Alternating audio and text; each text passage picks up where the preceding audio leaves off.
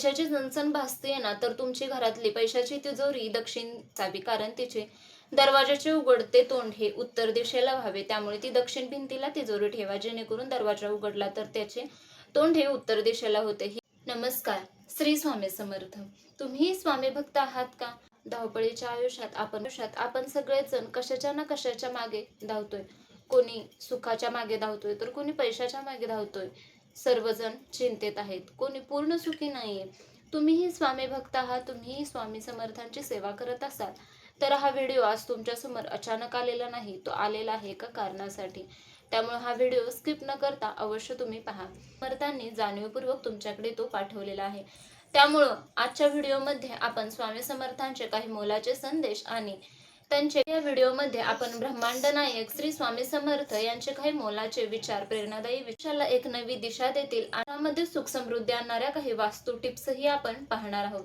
त्या व्हिडिओ शेवटपर्यंत नक्की पहा, कारण व्हिडिओच्या शेवटी तुम्हाला एक बोनस टिप. तिला स्वामी समर्थांचे काही विचार जाणून घेऊया, जे तुम्हाला संकटात लढण्याची ताकद देतात. तर स्वामी टिप ही तुमच्या आयुष्यातील पैशाची चणचण कायमची दूर करू शकते. तर आता आपण व्हिडिओला सुरुवात करूया.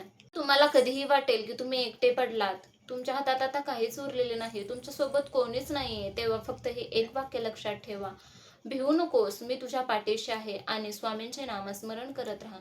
श्री स्वामी समर्थ या नामाचा जप करा. हे सर्वातील कोणतीही ताकद तुझे काहीही वाकडे करू शकत नाही. तुझे कोणतेही संकट असू दे, ते मी स्वतः दूर करेन. त्यामुळे हे वाक्य नेहमी लक्षात ठेवा. स्वामी म्हणतात नेहमी कर्मावर विश्वास ठेवा. स्वामी नेहमी म्हणतात तू कर्म करत राहा, तुझे कर्म करत राहा, तुला फळ त्याचे नक्की भेटेल. परंतु आपण काय करतो, एखादे काम करताना सुरुवातीला त्याच्या फळाची अपेक्षा करतो, मला त्याचे फळ काय भेटेल याचा विचार करतो आणि कर्म करायचे बाजूलाच राहते. स्वामी म्हणतात तू कर्म करत राहा, कारण स्वामी गोष्ट लक्षात ठेवा, तुम्ही कर्म करत राहा, तुम्हाला त्याचे फळ स्वामी दुप्पट पटीने देतात.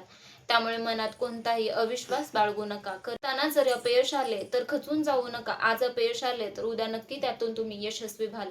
स्वामींच्या दरबारात उशीर आहे, परंतु अंधार कधीच नाही, ही गोष्ट नक्कीच लक्षात ठेवा. ते म्हणतात चिंता सोडून चिंतनाकडे भर दे. जेव्हा तुम्ही चिंता सोडून चिंतनाकडे भर देता, स्वामींचे नामस्मरण करता, तेव्हा तुम्ही स्वामींच्या जवळ जात असतात. तेव्हा तुमची संकटे दूर होत असतात. स्वामी तुमचे प्रत्येक मार्ग खुले करत. उद्या काय होईल या गोष्टीचा विचार करत बसू नका. उद्या काय होईल या गोष्टीचा विचार करत तुम्ही आजचा आपला मोलाचा वेळ वाया घालवत असता. चिंता आणि चित्ता या शब्दामध्ये फक्त एका अनुस्वाराचा फरक आहे. चिंता तुम्हाला हळूहळू नष्ट करते. त्या चिंतेपेक्षा तुम्ही स्वामींचे चिंतन, स्वामींचे नामस्मरण करायला सुरुवात. स्वामी समर्थ या मंत्रात खूप ताकद आहे. यामुळे तुमच्या आजूबाजूला, तुमच्या मनामध्ये, तुमच्या शरीरामध्ये पॉझिटिव्ह एनर्जी, सकारात्मक ऊर्जा खूप मोठ्या प्रमाणात क्रिएट होते. स्वामी सेवेबरोबरच तुम्हाला घरामध्ये सकारात्मक वातावरण हवे. यासाठी आपण काही आता वास्तू टिप्स पाहणार आहोत. पहिली गोष्ट म्हणजे आपल्या घराचे मुख्य प्रवेशद्वार. आपल्या घराचे मुख्य प्रवेशद्वार हे लक्ष्मीच्या आगमनाचे, सुख समृद्धीचे नसते. तेथूनच आपल्या घरात लक्ष्मी आणि सुख समृद्धी येते. त्यामुळे आपल्या घराचे मुख्य प्रवेश स्वच्छ आणि प्रकाशित असावे. तेथे चपलांचे ढीग नसावे. तसेच तुम्ही घरामध्ये जेव्हा एंट्री करता तेव्हा सुरुवातीलाच घराच्या शूरॅक नसावे. ही नेहमी गोष्ट लक्षात. मग ऊर्जा दूर करण्यासाठी घराची स्वच्छता करताना आठवड्यातून 2दा तरी घरातील फरशी पुसताना त्यामध्ये खडे मीठ वापरा. त्यामुळे काय होते तर तुमच्या घरातील नकारात्मक ऊर्जा नष्ट होते किंवा ती दूर होण्यासाठी मदत होते. हा उपाय नक्की कायम लक्षात ठेवा.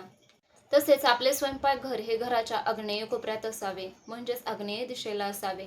तसेच तुमच्या किचन ओट्यावरती तुमची शेगडी, तुमचा पाण्याचा नळ म्हणजेच आपलं बेसिन हे कधीच एका रेषेत नसावं. त्या दोन्हींचा संबंध एका सरळ रेषेत नसावा, कारण अग्नितत्व आणि जलतत्व हे एकत्रित येऊ शकत नाही. त्यामुळे काय होतं तर याचा परिणाम तुमच्या घरातील वातावरणावरती, घरात नकारात्मक वातावरण तयार होते. तसेच घरातील लोक सतत आजारी पडतात.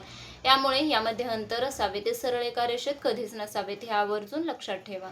घरात पैशाची चणचण भासते ना, तर तुमची घरातली पैशाची तिजोरी दक्षिण दिशेला असावी, कारण तिचे दरवाजाचे उघडते तोंड हे उत्तर दिशेला व्हावे. त्यामुळे ती दक्षिण भिंतीला तिजोरी ठेवा, जेणेकरून दरवाजा उघडला तर त्याचे तोंड हे उत्तर दिशेला होते. ही उत्तर दिशा ही कुबेराची मानली जाते. यामुळे काय होते तर धन वृद्धी होते.